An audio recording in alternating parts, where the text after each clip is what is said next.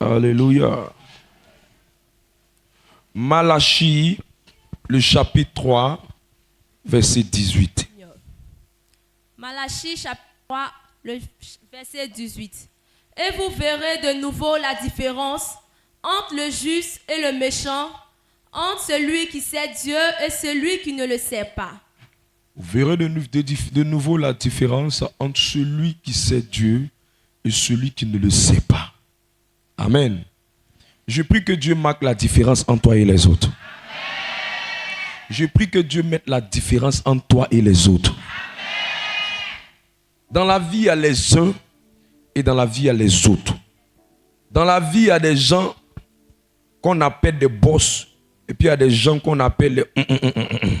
Alors je suis là ce soir pour te donner l'un des secrets les plus forts et les plus importants pour marquer la différence dans tout ce que tu feras, dans tout ce que tu entreprendras et dans tout ce que tu apporteras. Quelqu'un est avec moi? Ce test va aider quelqu'un à comprendre la raison pour laquelle plusieurs enfants de Dieu viennent à la prière. Mais il y en a d'autres qui témoignent, mais il y en a d'autres qui ne témoignent pas. Ce message va aider certaines personnes à comprendre pourquoi plusieurs vont à la messe. Et il y en a d'autres que Dieu visite, et il y en a d'autres que Dieu ne visite pas. Ce message va aider certains à comprendre pourquoi nous sommes dans le même département, dans la même fraternité, mais il y en a d'autres que Dieu relève. Dieu fait briller les lumières. Mais il y en a d'autres, on ne comprend pas ce qui se passe dans leur vie. Ce message va venir aider quelqu'un à comprendre comment on peut avoir le même père spirituel, le même berger, le même modérateur, le même message. Et il y en a d'autres qui sortent du lot. Et il y en a d'autres qui sont enfoncés dans l'eau. Ce message va venir pour aider certaines personnes qui vont comprendre. Pourquoi est-ce que depuis là je suis assis, mais il n'y a rien de nouveau qui vient de ma vie? Quelqu'un est avec moi? Marc le chapitre 5, verset 15 jusqu'au verset 16. Matthieu. Allons-y. Et on n'allume pas une lampe pour la mettre sous le boisseau, mais on la met sur le chandelier et elle éclaire tous ceux qui sont dans la maison. Ça veut dire que si vraiment tu as une lampe et que tu brilles, de la même manière, il y a une expression qui dit qu'on ne cache pas le soleil avec, on ne cache pas la vérité avec la main. De la même manière qu'on ne peut pas cacher le soleil avec la main. De cette même manière, ça veut dire que si tu es vraiment une lumière, tu es vraiment une lampe, ta place là, c'est sur le chandelier et non en bas. Donc la question n'est pas est-ce que je suis en bas. La question c'est est-ce que vraiment je suis une lampe allumée. C'est pour ça qu'il dit on n'allume pas une lampe pour la mettre sous le boisseau, mais on la met sous le chandelier pour qu'elle éclaire. Donc la raison pour laquelle certaines personnes ne sont pas sous le chandelier, c'est parce qu'elles n'éclairent pas. C'est parce qu'elles ne brillent pas. C'est parce qu'elles ne scintillent pas. Donc ici même on vient montrer qu'il y a une différence dans la maison de Dieu entre des gens qui sont des lampes allumées et des gens qui sont des lampes qui sont sous le boisseau. Mais je prie que toi tu sois une lampe qui va éclairer la maison de Dieu dans le nom de Jésus. Verset 16. Que votre lumière luise. Que votre lumière luise. Ainsi devant les hommes. Que votre lumière luise, ça veut dire que votre lumière brille. Que votre lumière scintille. Que votre lumière éclate. Que votre lumière soit remarquable. Afin qu'ils voient vos bonnes œuvres. Afin qu'ils voient vos bonnes œuvres. Et qu'ils glorifient votre Père qui et est qui dans les cieux. glorifient votre Père qui est dans le ciel. Donc ce qui va les amener à glorifier le Père sont les œuvres qu'ils vont voir. Ils ne vont pas glorifier le Père parce que juste tu es chrétien. Mais ils vont glorifier le Père parce que ta lumière brille, mais on remarque l'éclat de ta lumière par les bonnes œuvres. Dis un amen, Dieu parle. Mon message est petit comme ça, mais il faut t'amuser avec le message. Je suis venu aider certaines personnes. Il y a des gens, ça fait 50 ans qu'ils vont à l'église. Leur vie ne décolle pas. Or, ce n'est pas moi qui ai dit. La Bible dit que normalement, si tu es un enfant de Dieu, ta lumière doit briller. Pour deux raisons. La première raison, pour que les hommes voient. Donc, à vrai dire, Dieu élève les enfants de Dieu pour que les gens voient. Dis à ton voisin, ton témoignage, ça va convertir les gens. Donc, le fait que tu n'aies pas de témoignage, au fait, tu fuses Dieu.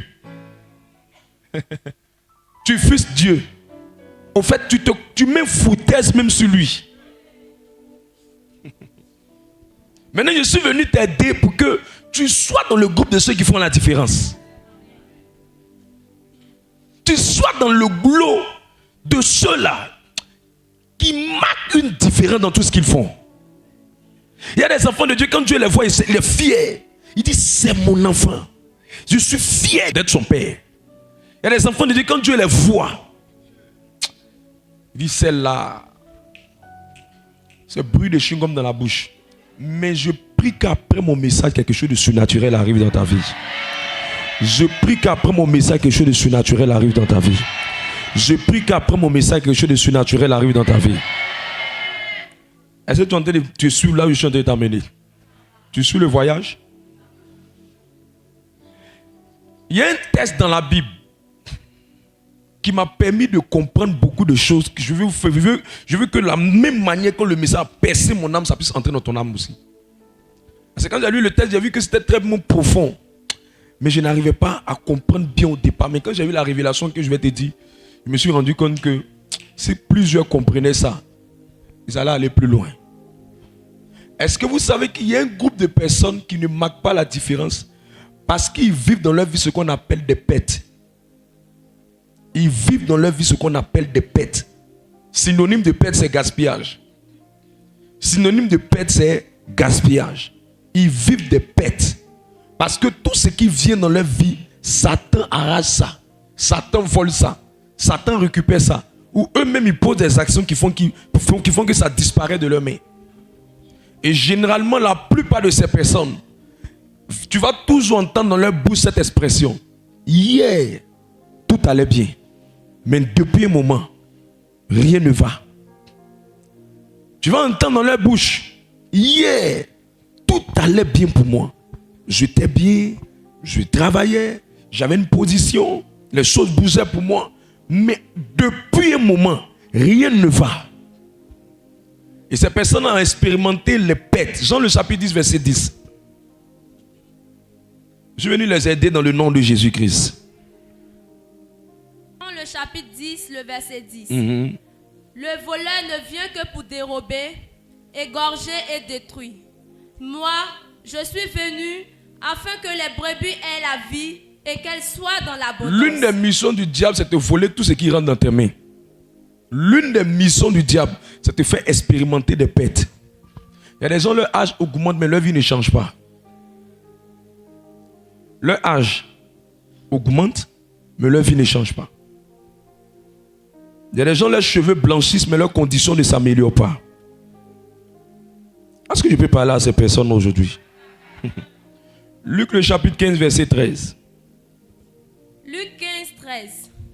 Peu de jours après, le plus jeune fils, ayant tout ramassé, partit pour un pays éloigné où il dissipa son bien en vivant dans la débauche. Le mot que je veux que tu soulignes dans ce texte, c'est dissiper.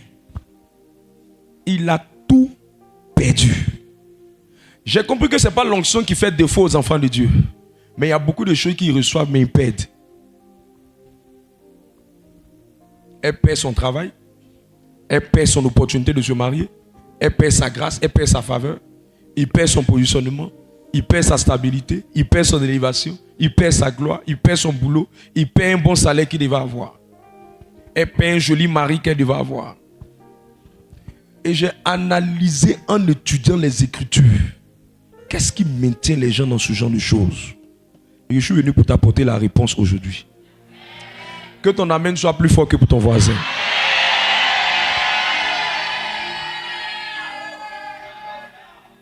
Écoute-moi très bien. Dieu n'est pas le Dieu des pets. Dieu est le Dieu de l'abondance. Quand Dieu te donne, il veut que tu en fasses bon usage et que tu évolues avec ça. Et ce qui fait que plusieurs personnes ne marquent pas la différence dans ce domaine-là et qui fait que d'autres gagnent et puis d'autres perdent. Je peux te dire, tu veux que je te parle? Dieu m'a fait comprendre quelque chose de très profond. C'est que beaucoup d'enfants de Dieu vivent, mais n'ont pas donné un sens à leur vie. Leur vie est sans but. Ils vivent sans but. Ils vivent sans donner un sens correct, une trajectoire divine à leur destinée. Ils vivent, mais ils ne vivent pas selon le standard que Dieu a écrit pour eux. Ils vivent, mais leur vie n'a aucun sens. Pour eux, c'est aller au travail, rentrer à la maison, manger, dormir, coucher, accoucher, se recoucher, coucher, accoucher. Ça, c'est pas donner un sens à sa vie. Ça, c'est décorer la terre. Le texte dit qu'ils aient une lumière qui luise et qu'il éclaire plusieurs. 80% des personnes que vous voyez qui ne marquent pas la différence, c'est parce que leur vie est totalement centralisée sur eux. Ils n'ont aucune trajectoire concernant l'intérêt de Dieu. Tout ce qui concerne leur vie, c'est eux. Ce qu'ils gagnent, ce qu'ils obtiennent, ce qu'ils deviennent, ce qu'ils vont posséder, ce qu'ils vont avoir. La plupart de ces personnes ont fait de leur vie une vie qui n'a pas de sens, une vie qui n'a pas de trajectoire. Alors que la trajectoire la plus importante, quand Dieu dit que ta vie a un sens, quand Dieu dit que ta vie a un but, quand Dieu dit que ta vie est utile, quand Dieu dit que ta vie est importante, quand Dieu dit que ta vie est essentielle, quand Dieu dit que tu es en train de vivre la vie qu'il veut, c'est que dans ta vie, l'intérêt du royaume de Dieu doit passer en premier. Au fait, ce qui a fait qu'elle a perdu son foyer, ou elle a perdu son travail, ou aujourd'hui elle se retrouve à la case de départ, ou aujourd'hui elle se retrouve dans la perte, c'est que tout ce qu'elle gagnait, tout ce qu'il recevait, tout ce qu'ils avaient, c'était uniquement centré sur lui, sur sa poche, sur ses enfants et sur sa vie. Ce n'est pas le but de Dieu. Ce n'est pas le but pour lequel on est venu sur la terre. Tout ce qu'il vivait, c'était ce qu'il devait gagner, ce qu'il devait avoir, ce qu'il devait prendre. Le fils prodigue, quand il s'est éloigné des bras de son père, sa vie était comment lui-même va gagner, comment lui-même va mousser, comment lui-même va se développer. C'est pas une vie ça.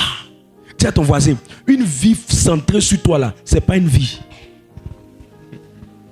C'est pas une vie. Quand je vois quelqu'un dont la vie est totalement focalisée sur lui, je sais qu'il va courir dans ça, qu'il va tomber des mains. La vie véritable pour être en paix et épanouie, c'est que l'intérêt de Dieu doit être premier pour toi. Il doit avoir dans ta vie un but missionnaire. Il doit avoir dans ta vie un intérêt pour le royaume.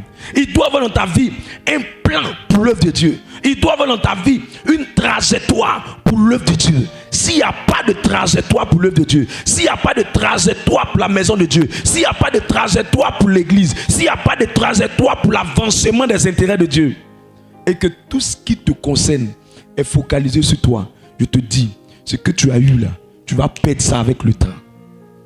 Ce que tu es en train de devenir là, tu vas finir par perdre ça avec le temps. Parce que ma Bible me dit, ceux qu'il a appelés, il les a justifiés. Et ceux qu'il a justifiés, il les a glorifiés. Si dans ta vie, il n'y a pas une voix qui montre que tu es en train d'être utile au royaume de Dieu, c'est une question de temps. Je peux te dire quelque chose? Parmi les personnes que quand Dieu décide d'enlever des gens sur la terre pour les ramener au l'au-delà, les premières personnes que Dieu cherche, c'est les personnes qui ne sont pas utiles. Il y a des gens, leur vie n'est pas utile. Attends, si ta vie se résume seulement qu'à manger puis aller aux toilettes, tu penses que ça c'est une destinée? Non, tu as raté ton plan. En fait, tu es venu sur cette terre comme une décoration. Il y a des gens qui sont une décoration. Dieu même il se pose la question, elle est venue, mais elle apporte quoi? Elle apporte quoi? Il joue quel rôle? Il fait quoi même? Se promener, c'est une vie ça? C'est pas une vie. Concentrer toute ton énergie à préparer pour un garçon piler son foutou et après il va coucher avec toi, tu vas lui faire des bébés. C'est une destinée ça.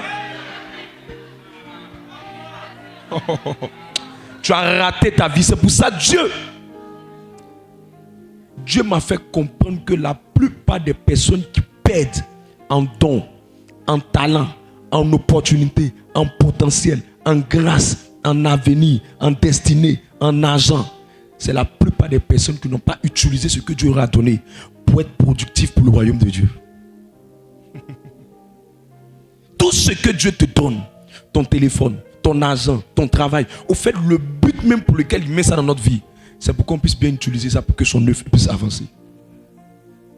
Mais quand vous voyez quelqu'un qui a gaspillé sa vie, gaspillé son âge, gaspillé son temps, c'est le résultat d'une vie centrée sur soi, égoïste, égocentriste. Une vie où Dieu, tu n'as pas rencontré Dieu pour qu'il te donne un sens. Tu es juste allé à l'église sans donner un véritable sens à ta destinée. Une soeur a croisé un monsieur. Le monsieur, elle, les deux s'aimaient tranquillement. C'était le big love. Les deux étaient présents ensemble, ils étaient attachés ensemble. Ce monsieur était vraiment amoureux de la fille était vraiment amoureuse de ce monsieur. Les deux ont fait pratiquement près de 7 années bien comptées. 7 années bien comptées. Mais avant même qu'ils prennent la décision de dire qu'il va prendre la fille, ils sont allés voir quelqu'un. Et la personne qu'ils sont allés voir, c'était un homme de Dieu. L'homme de Dieu qu'ils sont allés consulter, l'homme de Dieu est allé avec eux voir les parents du monsieur. De la fille plutôt. Le père de la fille dit, il sent que, il ne sait pas pourquoi, mais sa fille doit pas être avec le monsieur. L'homme de Dieu a pris un engagement et il a juré, dit, papa, moi-même, je ne le connais pas profondément, mais c'est un ami. Je pense que il va bien prendre ta fille. Les deux, sur parole de l'homme de Dieu, les deux sont partis. Quand les deux sont allés, chaque fois qu'ils avaient le projet de vouloir se marier, il y avait toujours quelque chose qui faisait obstacle. Chaque fois qu'ils avaient le projet de vouloir se marier, il y avait quelque chose qui faisait obstacle. Et les deux ont fait 7 ans ensemble. À la 7e année de leur vie. 7e année. C'est comme si quand les 7 ans là sont arrivés, là, tout un système d'événements sont arrivés. La fille appelle sa mère pour dire, maman, je ne sais pas qu'est-ce qui m'a mis dans ce foyer là. Je veux partir. Sa maman dit, tu as dit que tu veux, non? Il faut rester là. Le monsieur ferme la porte. Il boucle la porte de la maison. Et il fait venir une fille. Et les deux sont en train d'avoir des rapports sexuels. Elle entend le bruit dans la chambre où elle est. Et il finit de faire ça. Il va la battre. Et il sort avec elle. Et elle a vécu ça pendant des années. Quand sa folie le prend, qu'il est saoulé, ce qu'il fait à la fille, c'est l'enfer que la fille vivait. C'est l'enfer. Elle-même, elle a détesté le foyer. Jusqu'à aujourd'hui, la fille n'a pas pu se marier. Mais pour raccourcir l'histoire, c'est que le but pour lequel Dieu avait amené cette fille sur la terre, c'est que cette fille-là devait devenir une chambre de l'Éternel. Mais elle a focalisé sa vie sur l'affaire de garçon. Elle regrette. Aujourd'hui, elle est en train de parler. Elle est en train de tourner vers 45 à 50 ans. Une vie gaspillée est le résultat d'une vie où quelqu'un n'a pas centré sa vie sur Dieu. Dis voisin, tu sais pourquoi ton âge est beaucoup? Il y a une partie de ta vie là, tu allais gaspiller ça dans les futilités. Luc 13, verset 9. Lis ça. Peut-être à l'avenir donnera-t-il du fruit, sinon tu le couperas. Continue. Non, commence à partir du verset 7. Je vais expliquer quelque chose. Alors il dit au vigneron, voilà 3 ans que je viens chercher du fruit à ce fruitier. C'est-à-dire que Dieu souvent là, il veut que ta vie soit utile. Chercher du fruit, ça veut dire il vient chercher quelque chose qui va faire avancer son royaume. Il s'est dit depuis il t'a donné ça là, c'est pourquoi même il t'a donné. Qu'est-ce que tu apportes au royaume, à la terre, au monde, à l'humanité? Il vient chercher du fruit et il n'en trouve point. Allons-y. Et je n'en trouve point. Et j'en trouve point. Coupe-le. Coupe-le. Pourquoi occupe-t-il la terre inutilement? Regarde ton voisin, demande-lui, tu es utile ou bien tu es inutile? Il y a des gens, quand Dieu te voit, il trouve que tu es inutile. Tu es un bon à rien, tu ne sais à rien. Ta présence sur la terre est un gaspillage d'une sémence. Tu es inutile, ta vie est sans but, ta vie est sans sens, sans but. Tu n'apportes rien, tu ne contribues à rien, tu ne sais à rien. Chaque fois que quelqu'un ne porte pas du fruit, chaque fois que quelqu'un n'est pas productif, Dieu veut l'enlever. Verset 8. Le Le vigneron lui répondit. Le vigneron lui répondit. Seigneur, laisse-le encore cette année. Laisse-le encore, on va voir si ça va donner quelque chose. Je creuserai tout autour et j'y mettrai du fumier. Peut-être à l'avenir donnera-t-il du fruit. Sinon, peut-être à l'avenir donnera-t-il du fruit. Sinon, tu le couperas. faut l'enlever. Ça sert à rien. Ça sert à rien. Ma vie est bloquée. Ça sert à rien. Dieu sait même, il s'est dit, mais il y a des bloqués, ça, c'est pour que ça apporte quoi? Ça apporte quoi? Homme de Dieu, qu'est-ce que tu es en train de dire quand tu me dis que est-ce que ma vie est utile? Mais Dieu trouve que ton argent même, ça va servir à quoi pour lui? Bon, tu as eu ton concours, tu as eu là, ça va apporter quoi? Tu vas te marier là, ça va apporter quoi? Ça va faire quoi? Toi-même déjà, même tu n'as pas ça, tu es inutile. Tu es inutile. Ça lui fait mal quand il te voit. Il s'est dit, mais attends, parmi plusieurs spermatozoïdes, je me suis battu pour que ta petite tête sorte. Mais tu es arrivé, tu n'apportes rien. C'est toi qui es là. Vous savez, la vie, tu es tout le temps dans les raisonnements mathématiques. Mais tu n'apportes rien dans l'équation de la terre. Rien. Est-ce que c'est moi qui ai dit ça? Esther 4, 14. Tu veux dire que quelqu'un va comprendre que tout ce que Dieu met à ta disposition, c'est pour que tu sois utile. Les gens n'ont pas compris. Mais tu vas comprendre ça. Je vais pousser encore. Est-ce que je peux pousser encore la révélation? Esther 4, 14. Car si tu t'étais maintenant, le secours et la délivrance surgiront d'autre part pour les Juifs. Et toi et la maison de ton père, vous prierez. Vous périrez. Vous périrez. Et qui sait si ce n'est pas pour un temps comme celui-ci que tu es parvenu à la royauté. Tu es en train de dire à Esther, tu sais pourquoi tu as eu la grâce de rentrer auprès du roi et d'arriver à la royauté? C'était parce qu'à un moment, Dieu voulait t'utiliser pour sauver les gens. Dis à ton voisin, Dieu ne fait rien pour rien. Dans mon mari, mon œil. Ça a gagné quoi ça? Il y a des gens, Dieu t'aurait dit, tu ne vas rien faire ça. Reste célibataire. Oh. Apportez quoi de bon même? C'est la comédie. Il y a des gens, quand ils disent à Dieu, donne-moi ça, Dieu a mal. Je me suis rendu compte que quand j'ai analysé ma vie, je me suis rendu compte que Dieu m'a fait la grâce. Il y a eu un parcours sans faute. En terminale, parcours sans faute. Troisième, parcours sans faute. Université, parcours sans faute. Après l'université, parcours sans faute. J'ai vu que Dieu me faisait avancer. Après, quand j'ai fait mon calcul à gymnastique, j'ai dit, le gars là, il ne fait pas ça dans le vide. Quand il a fini de faire tout ça là, au moment maintenant où je dis je veux commencer à me concentrer maintenant sur ma destinée et rentrer dans la gloire des gloires, je suis allé me mettre dans quelque chose, je dis je vais commencer à rentrer dans ce système là. Dieu m'a regardé. Et je voulais rentrer à l'NPHB. Dieu m'a regardé. Il m'a fait asseoir. Et j'ai regardé la situation. Je tourne ici. Dieu a fermé toutes les portes de possibilité pour que je puisse entrer là-bas. Mais quand je suis rentré dans la trajectoire que Dieu voulait, ma vie est devenue utile. Il y a des amis même qui sont rentrés à l'NPHB qui n'arrivent même pas à voir le tiers de ce que Dieu est en train de me donner. Pourquoi? Parce que quand tu es utile là où Dieu te veut, frère, même si tu es une vendeuse de tchongon, tu vas prospérer que quelqu'un qui habite dans la plus grande maison. Je te dis la vérité. Utile. Toute personne qui est sur cette terre, qui reçoit des dons, qui reçoit des talents, qui reçoit des grâces, mais ça n'apporte rien aux gens, rien à son royaume, rien à son environnement. Dieu enlève ça dans ta vie. Tu sais pourquoi tu étais avec quelqu'un puis tu as laissé? Tu sais pourquoi?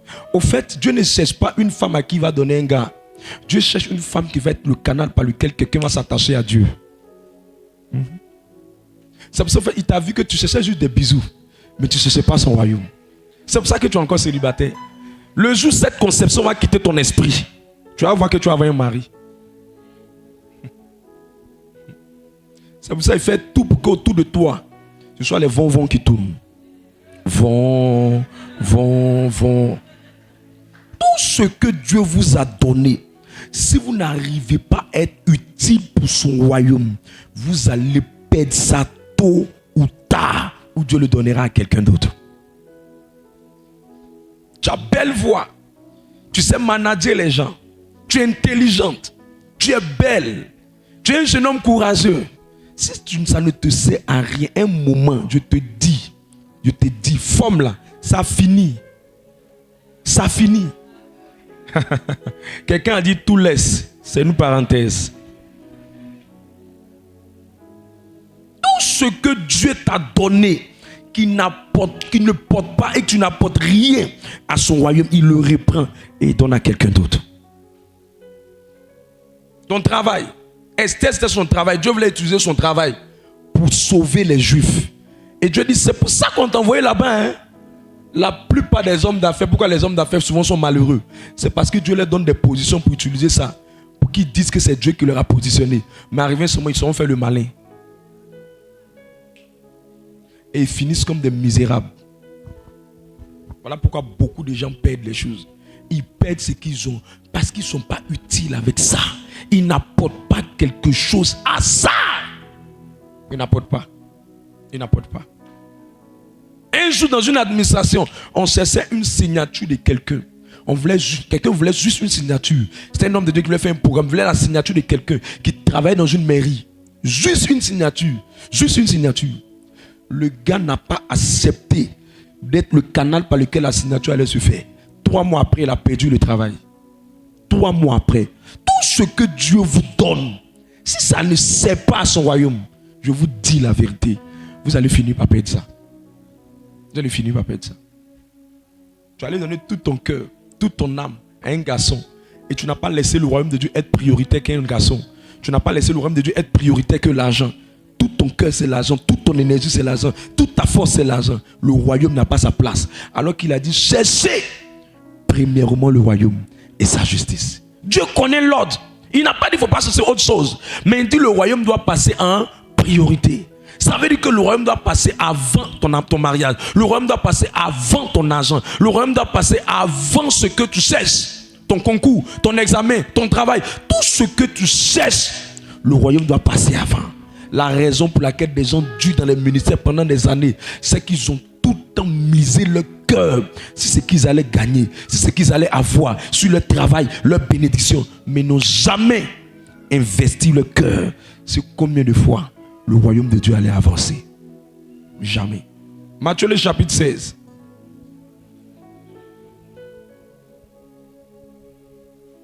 Matthieu le chapitre 16, à partir du verset 17 à 19. Quand c'est pour toi, quand tu vois quelqu'un qui ne met pas le royaume de Dieu en priorité, quand ce sont ses intérêts, ses ambitions, il est zélé, il trouve le temps. Mais quand on dit c'est l'œuvre de Dieu, il n'a pas le temps.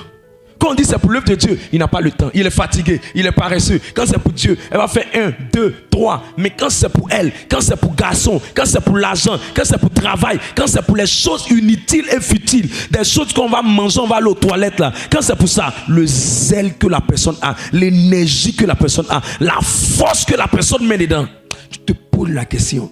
Autant de zèle à cause d'un garçon, autant de zèle à cause d'un salaire de 200 000, autant de zèle. Dieu se regarde et dit, tu n'as rien compris de la vie. Tu n'as rien compris de la vie. Tu penses que la vie c'est manger puis aller aux toilettes. C'est pour ça que depuis là tu es encore resté dans ton minable salaire qui n'arrive même pas à bien payer ton loyer et tu es rempli de dettes. C'est parce que ta vie est concentrée sur toi. Tu es égoïste. Et les autres n'ont pas une place pour toi. Le royaume n'a pas une place pour toi. L'œuvre de Dieu n'a pas une place pour toi. Tout tourne autour de toi. Mes enfants, mon travail, mon ceci, mon enfantement, mon bébé, mon ceci. Tout est focalisé sur toi seul. Imagine un monde où tout le monde pensait uniquement à lui. Imagine un monde où personne ne pensait aux autres. C'est une vie gaspillée. C'est une vie sans sens. C'est une vie sans avenir. C'est une vie sans futur. C'est une vie égocentriste. Voilà pourquoi l'Europe est malheureuse. Voilà pourquoi nos paroisses en Europe sont en train de se transformer en musées. Voilà pourquoi nos cathédrales en Europe sont en train de se transformer en bars, des disjockeys. On soit là acheter des paroisses en Europe. Allez en Turquie, allez dans les pays, vous allez voir. Ils sont là acheter des paroisses et sont devenus des bars. Le Maroc a été évangélisé. Le Maroc est devenu un pays islamique totalement. Pourquoi ? Parce qu'à un moment donné, les chrétiens sont restés en train de faire de la bénédiction leur Dieu, sans s'intéresser à l'auteur de la bénédiction. Ce qui fait battre son cœur, ce qui intéresse son royaume. Ils sont devenus inutiles. Elle a eu mariage. Son mari n'est plus devenu un message pour convertir d'autres femmes. Elle est mariée, c'est fini, elle est devenue appuie dans le foyer.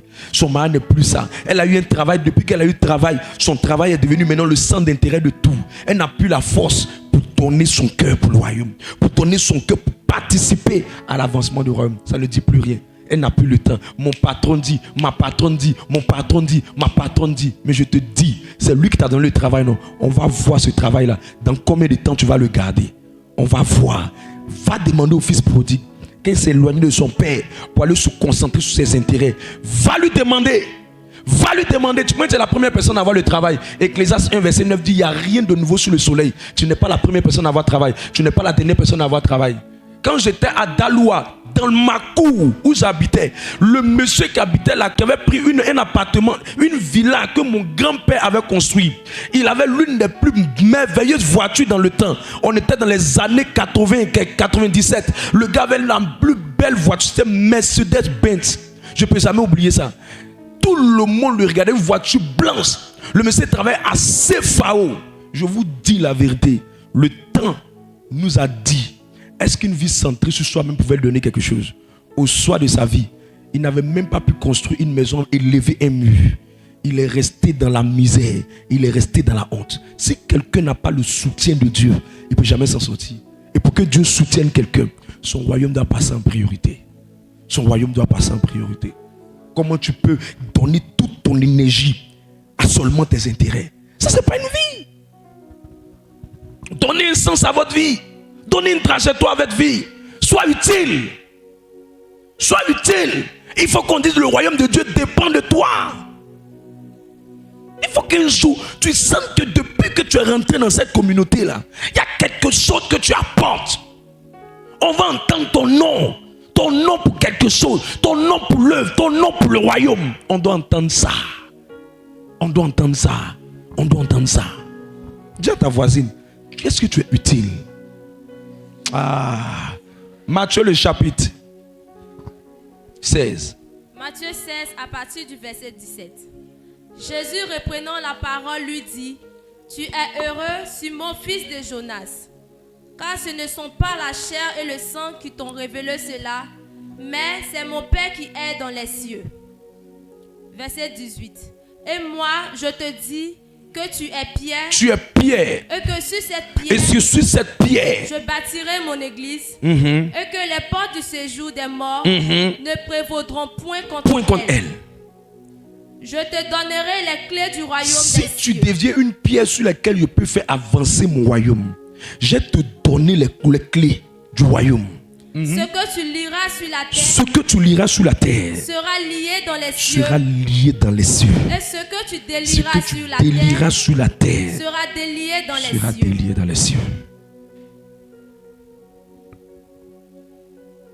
Je vais te dire quelque chose. Le signe que le royaume de Dieu avance. Le signe que le royaume de Dieu avance. Quand Dieu dit mon royaume avance là. Quand Dieu dit mon royaume là avance là. C'est la croissance. Quand Dieu dit mon royaume avance, mon royaume progresse, c'est le nombre.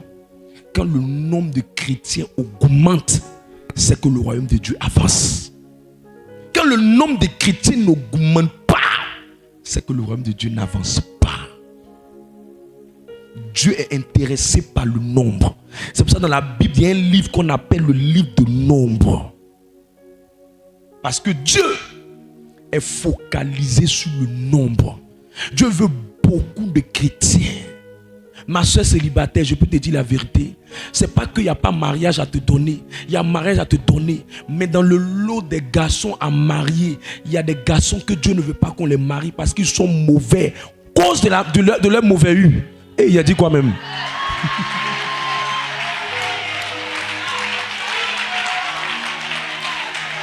Est-ce que ça peut passer? Ça passe, non? C'est comme si tu comprends le message. La cause de leur méchanceté, la cause pour laquelle ils ne sont pas des garçons que Dieu veut te donner pour te marier, c'est parce qu'ils n'ont pas rencontré Jésus. Et pourquoi ils n'ont pas rencontré Jésus? C'est parce qu'il y a quelqu'un qui ne les a pas invités dans une assemblée où on peut leur prêcher pour que le cœur change de version, pour que ça quitte le cœur de pierre pour devenir des cœurs de chair. Pour devenir venu des cœurs de chair. C'est pourquoi depuis là, tu es encore célibataire.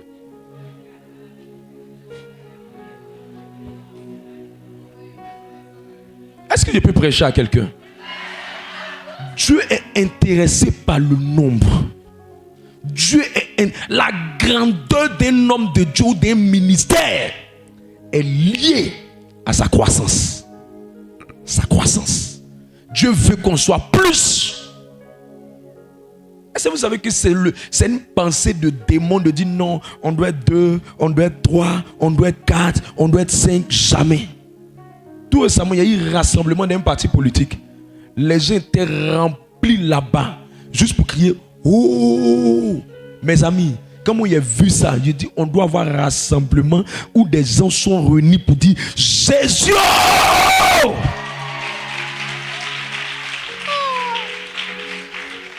Ne me dis pas qu'on doit vouloir avoir un petit nombre de chrétiens. Je te dis non, on doit avoir un grand nombre de chrétiens.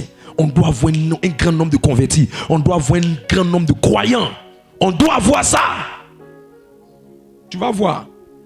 Dieu sera fier. Dieu sera content. Parce que le nombre apporte la domination. Quand le nombre est important, on domine. Quand le nombre n'est pas important, dès qu'on casse un groupe, c'est fini, ça disparaît. Ça disparaît. Ministère, 20 personnes, 15 personnes, 10 personnes, 25 personnes, je te dis, tu sortiras de tout ça dans le nom de Jésus-Christ. Dieu veut ça. Parce que quand le nombre est imposant, Satan a peur. Mes amis, le nombre là, ça permet d'avoir beaucoup d'ouvriers dans le travail. Tout récemment, Dieu est en train de me parler d'un département qu'il me demandait de créer. Il m'a dit, appelle la clinique spirituelle. Il m'a dit, mais comment le département fonctionne? Il m'a dit, je dois créer un département où il y aura un groupe de personnes qui ne font que prier pour les cas des gens permanemment. C'est-à-dire que quand les gens voient les problèmes là, à un moment donné, tu n'auras plus trop le temps. Il y a d'autres que tu vas gérer. Mais il faut créer un département où il y aura des gens spécialement pour créer des cas. Parce que les gens, leur homme foi est tellement terrible sur eux qu'on va les enlever pour ne pas qu'ils reviennent. On les garde dans la prière permanemment avec un groupe de personnes qui ne font que prier avec eux le matin, prier avec eux à midi, prier avec eux le soir, jusqu'à ce que ça s'ouvre et puis on libère la personne. Il m'a dit, pour créer ça, il faut que tu aies une armée de personnes. On ne se lève pas comme ça pour le faire. Si tu as 3 personnes, tu as 2 personnes, tu as 5 personnes. Mais si tu as du nombre, mes amis, si tu as pris même 50 personnes pour créer cette clinique-là, ça va aller vite. Parce qu'il y a le nombre. Quand les gens ne sont pas nombreux, lui il est dans tous les départements, à un moment donné, il a mal à la tête. Parce qu'on le met ici, il est là-bas, ici, il est ici, il est dans le cœur, en même temps il est dans l'intercession, en même temps il est dans l'évangélisation, en même temps il est dans... Finalement, à un moment, ça l'épuise. Le nombre. Je prie que Dieu t'accorde cette grâce. Matthieu le chapitre 5, verset 13. Oh, que Dieu nous accorde cette grâce. Que nous soyons un ministère plus nombreux, qu'on soit nombreux. Matthieu 5, verset 13. Vous êtes le Tous sel ceux qui de ne la veulent pas terre. qu'on soit nombreux, va t'asseoir dans une CEB. Nous, on doit être nombreux. Va t'asseoir dans une CEB. Toi, avec ta petite équipe, vous faites votre chapelet. Nous, là, on doit être.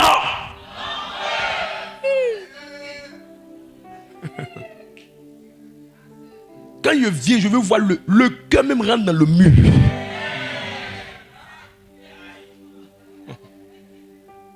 Mes amis, je te dis la vérité. On doit créer école. Si on est nombreux, on peut créer école. Ne vous amusez pas. On n'est pas en train de faire un cotocoli. On doit avoir le nombre. Oh, il y a que moi la colère rentre dans mon cœur. La sainte colère. Comment des gens peuvent être inutiles dans la maison de Dieu et ne contribuent pas à ce qu'on ait le nombre? Comment? Pourquoi? Ça te dit rien. Tu viens voir quelqu'un, lui-même son désir, c'est que son royaume avance. Et puis tu viens lui voir, mon travail, mon mariage, mon travail, mon mariage. Tu ne te poses pas la question, ce que tu es en train de lui demander là. Est-ce que toi-même tu l'intéresses? Et à un moment donné, tu fais tout ce que tu dois faire, Dieu ne t'écoute pas. Il faut te taire, et puis il faut t'aligner à ce qu'il veut. Il faut te taire. Souvent là, tu t'envoies un boss, lui le boss, donne mon l'argent, ne te donne pas. Il faut laver sa voiture, tu vas s'intéresser à toi. Tu viens voir Dieu, Dieu veut travailler, il ne s'occupe pas de toi. Depuis, il ne te répond pas. Tu es parti à toutes les évangélisations à Abidjan, il ne te répond pas. À un moment donné, il faut t'asseoir, il faut dire, le gars là, ce qu'il attend de moi là, c'est quoi? C'est ce que sont de te dire là, ce qu'il attend de toi. Ce n'est pas le nombre de prières, ce n'est pas le nombre de jeûnes seulement. Ce qu'il attend de toi maintenant, c'est de commencer à attraper son royaume là. La même énergie, même plus que tu avais mis pour garçon, que tu avais mis pour travail, que tu avais mis pour l'argent, que tu avais mis pour beaucoup de choses. Il dit, mets la même énergie dans mon royaume. Mon royaume. Tout ce que tu fais, l'intérêt, c'est le royaume. Ah, j'aime dans notre là. Ça me plaît. Tu sais, un moment dans ta vie, si tu ne montes pas, tu ne fais pas monter le royaume de Dieu, c'est que tu es en train de faire monter le royaume du diable.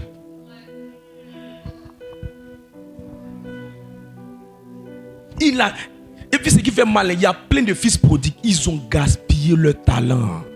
Gaspillé leur talent. La fille était jolie, elle avait un bel avenir. Et si elle avait eu un prédicateur comme ça pour lui dire, intéresse-toi au royaume, intéresse-toi au royaume, elle aurait gardé sa forme, elle aurait gardé sa vigueur. Tout est tombé, tout est tombé, tout est tombé. Tout est tombé. Non, si tu vas acclamer, acclame bien. Pour que ceux qui ne sont pas d'accord savent que ce que je suis en train de dire, c'est la vérité. La vérité. Tu vas les retomber, tu vas les retomber. Tu vas les retomber. Les retomber, on fait retomber les choses. La même énergie, la même vigueur. Si qu'on te disait, si tu prenais ça, Jésus, Jésus, Jésus, Jésus, Jésus, tu prenais un micro, tu prêchais dans les bus, tu prenais un micro, tu prêchais dans les quartiers, tu invitais tes voisins, tu invitais tes voisines. Si tu le faisais, je te le dis, tu aurais eu meilleur que ce que tu es en ce moment. Mais rien n'est avec Dieu. Je suis venu faire un réajustement spirituel. Si tu peux m'écouter, dis voisine, écoute-le, écoute-le. Et il faut l'écouter, il faut l'écouter, il faut l'écouter. C'est le plus grand message de la terre que je suis en train de prêcher. Je peux te dire la vérité. Tout homme de Dieu à qui tu vas aller rencontrer, que tu vas aller rencontrer, faut venir vers lui et puis il faut lui montrer que tu t'intéresses à l'œuvre. Tu veux que l'œuvre avance. Tu vas voir comment il va attraper ton sujet de prière. Mais il faut venir, moi, je veux ça, je veux ça, je veux ça. Je te dis la vérité. Je suis dans l'affaire de Dieu là, c'est pas maintenant. Je te dis la vérité. L'énergie qu'il va mettre sur ton sujet ne sera pas la même énergie pour quelqu'un qui dit le royaume. Voilà pourquoi il a dit, tu es pierre. Je veux bâtir. Tout homme cherche un homme avec qui bâtir. Un homme avec qui bâtir. Est-ce que je peux compter sur toi? Est-ce que Jésus aussi peut compter sur toi? Est-ce que tu peux être utile pour qu'on aille quelque part? Si chacun d'entre nous ici commence à comprendre ce message, je vous dis, il n'y aura pas un mercredi où c'est vide. Je suis allé au Ghana, on dit programme de prière de mercredi. Les gens sont nombreux jusqu'à dans les rues. Ils veulent juste entendre le son. J'ai vu tout récemment en Kinshasa, les gens sont dans les ruelles, ils sont sur bâche, il pleut. Mais nous, chrétiens, nouvelle génération, 5.0, chrétiens, Coco Grillé, Côte d'Ivoire.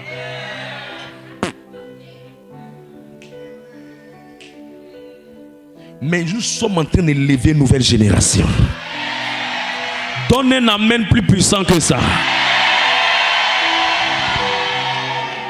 Je prie que l'esprit de multiplication descende au milieu de nous. Je prie que l'esprit de croissance descende au milieu de nous. Est-ce que je peux ajouter? Est-ce que tu veux que je complète ce que je suis en train de te dire? Proverbe 14, verset 28. Comme ce que je suis en train de lui prêcher. C'est mieux que te dire tous les jours que tu seras marié, je te dis la vérité. C'est mieux que te dire tous les jours que tu vas avoir ton succès au concours. Je te dis la vérité. Tout ce que vous voyez dans les ministères qui ne décollent pas, c'est leur matrimoniste qui les fatigue. Ils sont experts en penser en eux-mêmes. Allons-y. Je vais amorcer ma chute avec quelques vérités profondes. Allons-y. 14, verset 28. Quand le peuple est nombreux, c'est la gloire d'un roi. C'est la gloire d'un roi. Quand le peuple manque, Quand le peuple manque, c'est la ruine du prince. c'est la ruine du prince. Ah, que le peuple devienne nombreux pour que le roi des rois soit content. On doit avoir 3 groupes de louanges et d'adoration. On doit avoir 200 protocoles.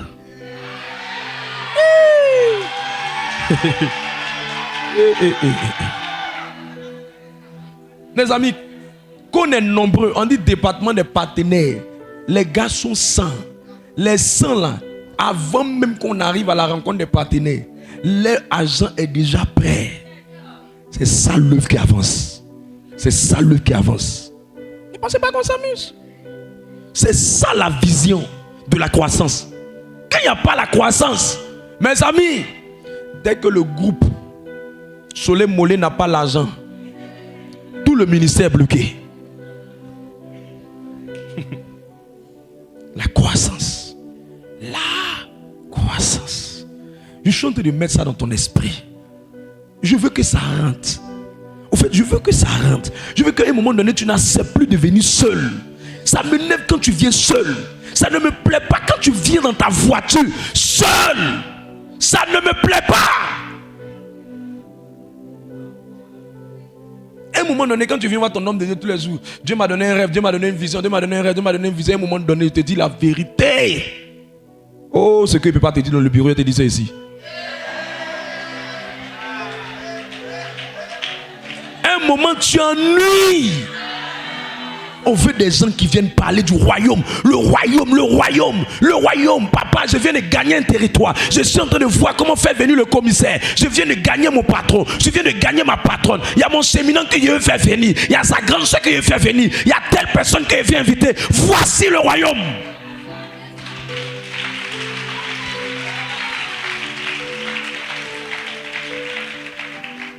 Tu as essayé ta méthode, ça n'a pas marché. Et c'est pour moi. Et c'est pour moi. Tu vas mettre fin à 5 ans de galère inutile. Tu vas mettre fin à 10 ans d'humiliation inutile. Tu vas mettre fin à 7 ans de sécheresse inutile. Tu vas mettre fin à plusieurs choses. Le nombre. Le nombre. Le nombre. Un jour, je sortais. J'étais quelque part là. Et voilà que j'arrive à un carrefour. Un policier apparaît. Moi, je sais que les papiers, il n'y a pas de soucis à ce niveau. Et c'est une dame. Elle voulait me faire un peu de chantage, une petite manipulation.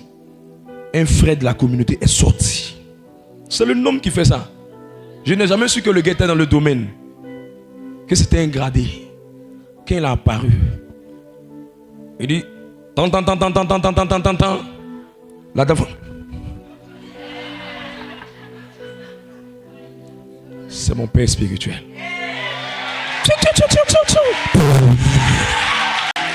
Le nombre.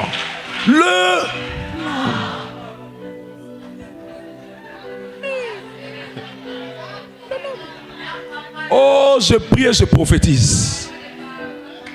Que Dieu vous donne la croissance dans tout ce que vous allez faire. Que Dieu vous utilise pour étirer la vision. Il dit, tu es pierre. Sur cette pierre, je bâtirai mon église.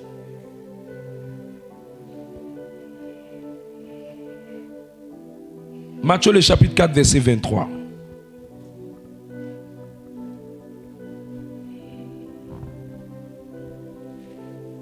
Matthieu 4, le verset 23. Jésus parcourait toute la Galilée, enseignant dans les synagogues, prêchant la bonne nouvelle du royaume et guérissant toute maladie et toute infirmité parmi le peuple. Parmi le peuple. Vous savez, le ministère de Jésus était un ministère de croissance qui parlait à toute la Galilée. Il parcourait tout. Jésus voulait toujours avoir le maximum de personnes à qui parler.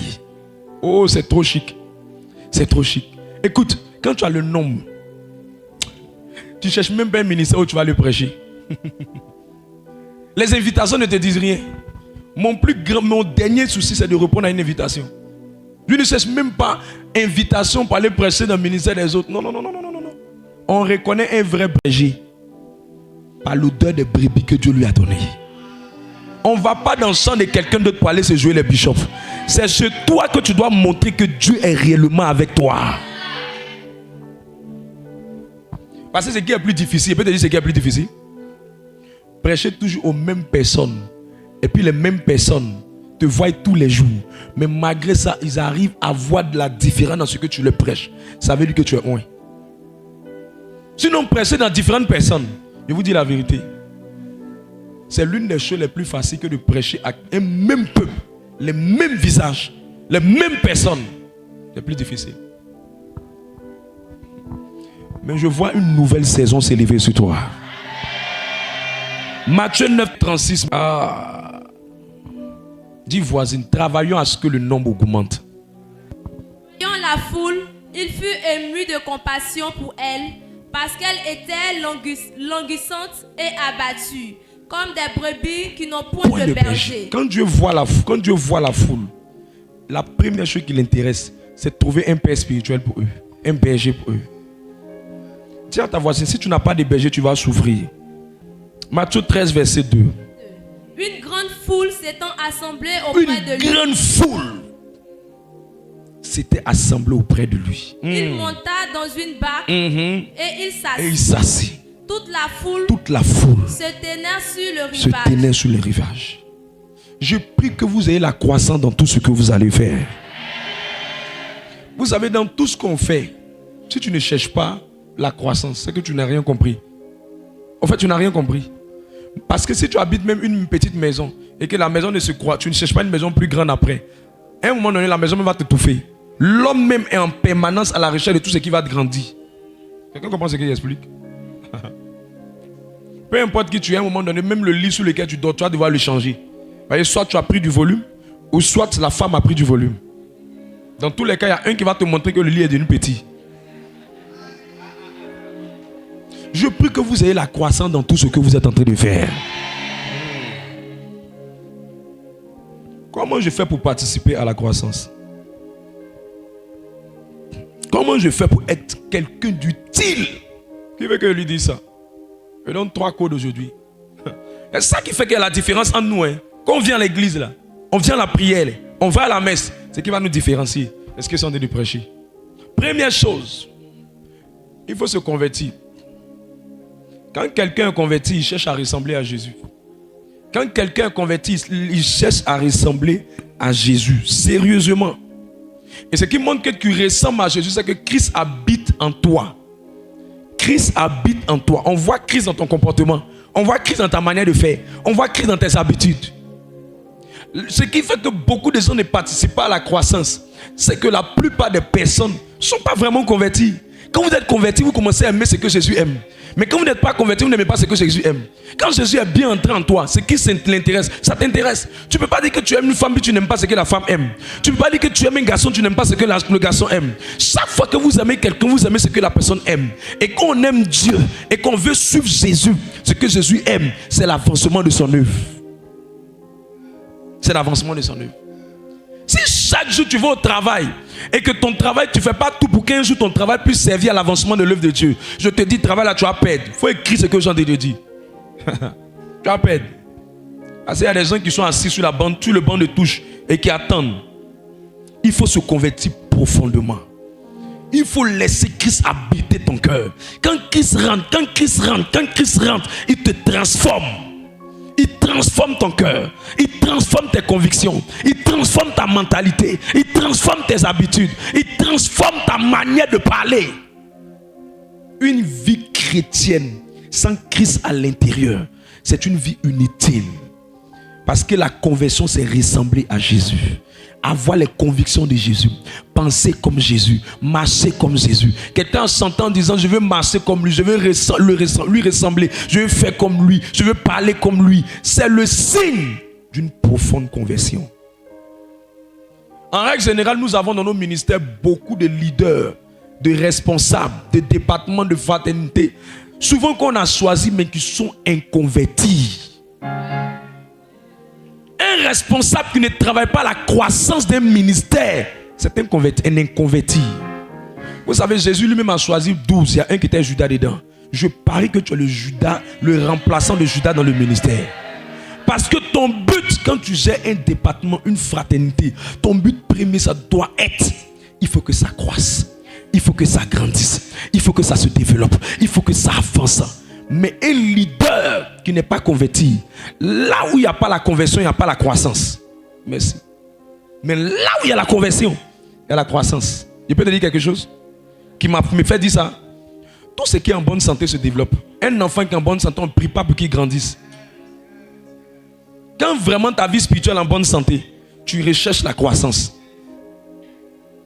Mais tout ce qui est malade, c'est le signe que la personne n'a pas vraiment attrapé bien l'affaire de Dieu là. N'a pas bien attrapé.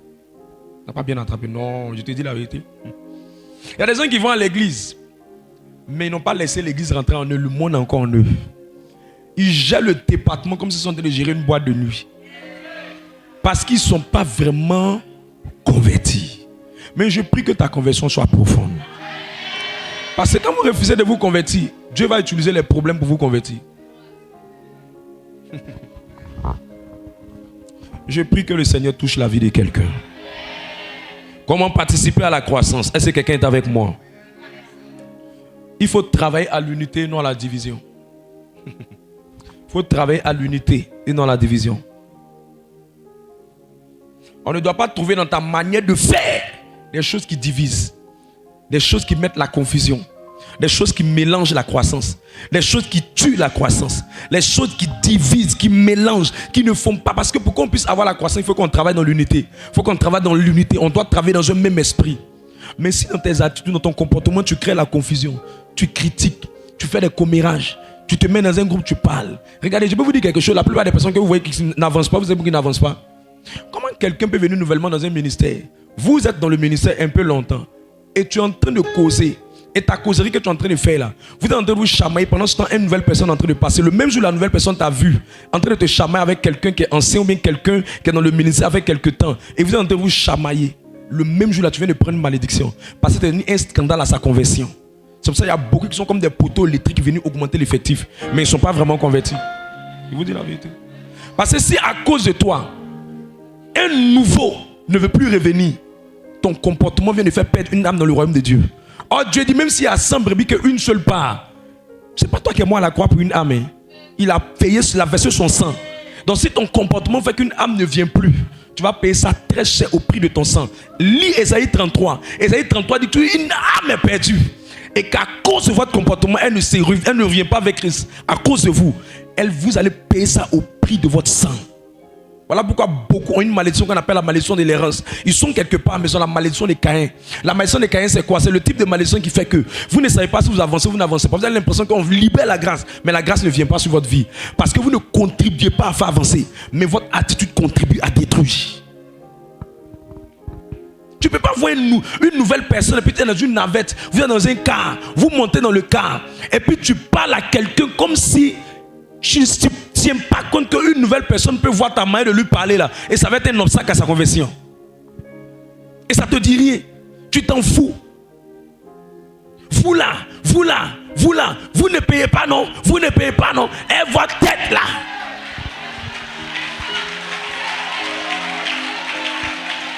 Quelqu'un qui vient d'arriver nouvellement, qui vient de voir ça, je te dis la vérité, je prends le pupitre là à témoin. Si tu ne viens pas me voir dans le bureau, me rencontrer un berger, pour qu'on puisse prier pour ta repentance, tu as duré dans le ministère, tu vas te promener, tu ne vas pas décoller. Parce que chaque nouvelle personne qui se perd, c'est dangereux. Même ma femme, quand j'échange avec elle à table, quand j'en en train d'échanger, je lui dis, peu importe le comportement d'une âme, il ne faut jamais que ça va être à cause de toi ou de moi que la personne part. Qui part par une autre personne, mais pas nous. Même si on doit lui donner l'amour, on lui donnera l'amour. Qui part par lui-même par ses propres problèmes. Mais il ne faudrait pas que ce soit nous qui soient l'objet de son déguerpissement, ou de son éloignement, ou de son isolement. Jamais.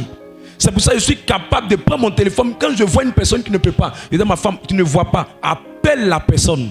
Pour qu'on montre à Dieu qu'on a essayé de tendre la main à cette personne. Si elle s'égare, son nom n'est plus sur notre compte. Dieu a payé le prix pour une âme. Tu ne peux pas voir une nouvelle personne qui est venue, peut-être parce qu'elle a porté, le gars l'a fait dreux, mais peut-être il a porté une chaîne au pied, et puis tu la vois. Je viens, je sens par l'Esprit de Dieu. Ne porte plus ça, tu vas aller à l'enfer, C'est toi qui as payé le prix de la personne. Tu es mort à la croix pour cette personne. Tu as payé le prix à la croix pour une telle personne. C'est pour ça que vous ne décollez pas. Vous ne décollez pas. Une telle personne qui ne vient pas voir son père pour dire à cause de mon attitude, la personne ne vient plus. Je te dis la vérité. Il faut prier depuis 1900 belélé. Tu ne vas pas décoller. Voilà pourquoi mon message, c'est comment faire la différence. Il y a des gens, tu les vois qui sont dans le ministère. On peut les blesser, on peut les frustrer. Mais ils ont fait un choix. Il ne faut jamais que quelqu'un va partir à cause de moi. Même s'il doit demander pardon, il demande pardon. Il fait tout pour être en paix avec tout le monde. Je préfère avoir le coup pour la cause du royaume que de vouloir avoir la raison pour la perte d'une brebis. Raison ne donne pas l'argent. Mais ce qu'il faut chercher, c'est comment faire pour que le royaume, je puisse être un objet de construction, de développement, d'évolution. C'est pourquoi il y a des personnes, on les blesse, on les fuse, on agit mal envers eux. Mais il dit, je préfère attraper mon cœur que de blesser cette personne pour qu'elle ne s'égare pas à cause de moi. C'est pas pour elle que je fais ça. C'est pour le royaume de Dieu que je fais ça. Je veux qu'elle reste. Je veux qu'elle évolue. Tu es étonné dans 3 mois, tu dis, mais attends, nous tous sommes pris. Moi, je suis engagé, tu es engagé. Mais en même temps que tu es en train de construire, tu gardes ce que tu construis. C'est comme un maçon qui est en même temps en train de construire une maison, en même temps qu'il construit la maison. Il prend brique pour casser. Il construit, il prend brique pour casser. Jésus dit que celui qui ne rassemble pas est disperse. Donc tu penses que tu es en train de construire, mais toi, ton comportement est venu casser ce que tu as fait. Tu ne dois pas faire ça. Tu ne dois jamais juger une nouvelle personne. Tu dois lui donner l'amour. Tu dois lui donner l'attention. Tu dois faire doucement avec la personne. Tu dois manager la personne dans tout ce que tu fais. Dans tout ce que tu fais. Quelqu'un peut venir, va vouloir avoir une place qui ne lui plaît, qui ne veut pas. Ou une place qu'il n'a pas envie d'avoir. Mais tu dois tout faire pour dire, je dois manager la personne. Ou je te demande pardon. Cette place-là, je veux que tu te places comme ça. Parce que si tu te places comme ça, d'autres personnes ne vont pas venir. Tellement que tu sois en train de négocier avec la personne avec l'amour. Afin que ce ne soit jamais par ton canal que la personne se perde. La grâce va venir sur toi. La grâce va venir sur toi. Parce que tu n'es pas l'objet d'un scandale. Et beaucoup ne savent pas qu'en même temps qu'ils disent qu'ils veulent que l'œuvre du Seigneur avance, eux-mêmes ils ont détruit l'œuvre du Seigneur. Jamais. Une nouvelle personne vient. Elle dit, il faut m'aider déjà à apprendre telle chose. Et puis tu commences à murmurer. Non, nous on est ici, ça fait longtemps. Toi, tu penses que c'est ton affaire de prier là, qui a fait quelque chose. Nous on est ici, Dieu n'a rien fait encore pour nous. Hein. Mais toi là, tu penses que tu vas aller quelque part. Genre, tu es trop zélé quoi. Si ça à cause de toi, le zèle de la personne diminue, je te dis, tu seras plein d'un sorcier dans un ministère. Je te dis la vérité. Je te dis la vérité. Le monde est déjà assez compliqué. Les gens viennent pour avoir le refuge dans la maison du Seigneur. C'est l'amour qu'ils veulent. C'est l'attention qu'ils veulent. C'est le soin qu'ils veulent. C'est la prière qu'ils veulent. C'est l'aide qu'ils veulent. C'est l'amour qu'ils veulent. Il cherche un cadre de refuge. Il ne veut pas être jugé. Il ne veut pas être critiqué. Oh, regarde, il a telle coiffure. Il a tel habit. Il porte ce qu'il veut. Il s'habille comme il veut. Laisse-moi prêcher. Il n'est pas venu. Tu n'es pas moi à la croix pour lui. Il n'est pas venu pour toi. Laissez les gens tranquilles.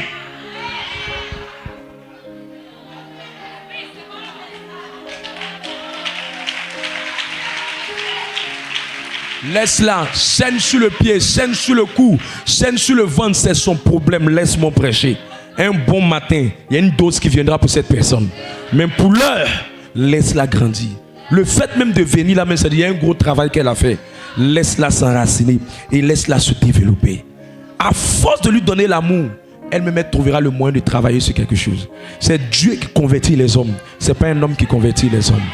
Il faut être des bâtisseurs pour l'avancement de l'œuvre de Dieu. Soyez des constructeurs, soyez des pierres sur lesquelles Dieu peut s'appuyer. Battez-vous pour que ce soit vous que Dieu voit comme la personne qui a toujours été un artisan de paix, d'amour, de construction, d'élévation, d'avancement. Tout ministère que des gens se battent pour développer, Dieu mettra toujours la différence entre eux. C'est pour ça qu'il n'a pas dit, il dit entre ceux qui le servent et ceux qui ne le servent pas. Ça veut dire qu'il y a des gens qui pensent qu'ils sont en train de les servir, mais quand Dieu les regarde, il dit comédie. Comédie, tu ne sais pas. Comédie, tu es en train de jouer la comédie. Tu penses que tu es en train de faire dans la place à servir le Seigneur. Tu ne construis pas, tu ne bâtis pas, tu ne prends pas soin. Tu es en train de casser, c'est pas bon.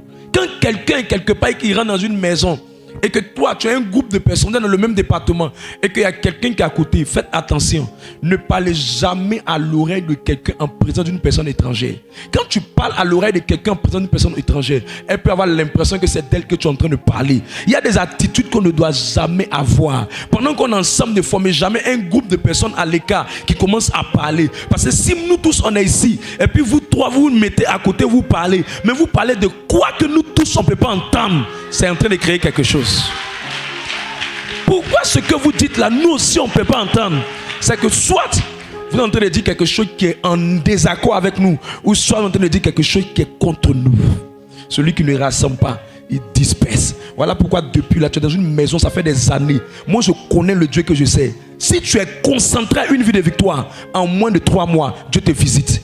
Si tu es concentré, je connais mon alliance avec Dieu. Je connais mon sacrifice devant le royaume de Dieu. Je connais les genoux qu'on fléchit le pied. Mes genoux qu'on fléchit la terre. Je connais ce que j'ai demandé à Dieu pour le ministère. Je connais ce que j'ai demandé à Dieu pour l'avancement de cette œuvre. Si tu n'es pas un participant à sa croissance, je te dis, tu n'iras nulle part. Tu n'iras nulle part. Tu seras simplement un singleton. Oh, Dieu veut marquer la différence. Bats-toi aujourd'hui. 1, pour te convertir profondément.